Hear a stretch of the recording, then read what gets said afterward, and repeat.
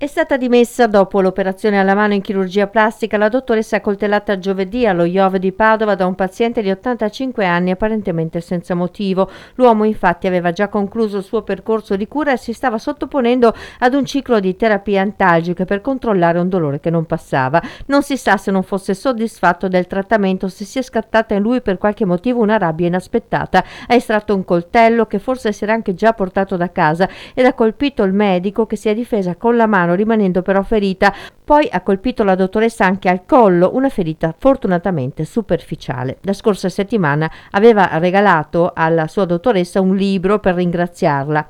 Moltissime le reazioni in solidarietà con questa professionista e la struttura dello IOV, anche se denunciano gli ordini dei medici. La situazione si fa sempre più difficile, soprattutto nei pronto soccorso, ma in generale per i sanitari. Questa mattina ho sentito la nostra collega, la dottoressa, che è stata ieri oggetto di un violentissimo atto di aggressione da parte di un paziente.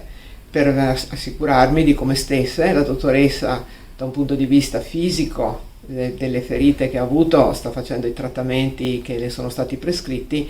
Sicuramente è una persona molto provata da un punto di vista psicologico per l'atto che c'è stato e si è preoccupata subito ieri. Mi raccontano di come stesse il paziente, un paziente che lei seguiva da tempo e dal quale sicuramente non si sarebbe aspettata un gesto di questo tipo, soprattutto per la disponibilità che la stessa dottoressa e il personale aveva dimostrato proprio verso di lui.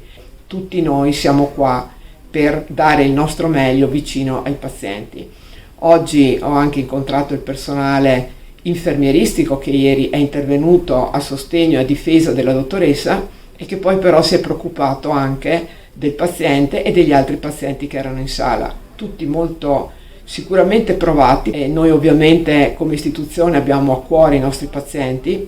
Anche un paziente che si è comportato così, questo però non fa passare in secondo piano il fatto che assolutamente nessun gesto violento verso nessuno, ma verso i sanitari in particolare che lavorano per dare una risposta ai bisogni di salute dell'utenza può essere giustificato.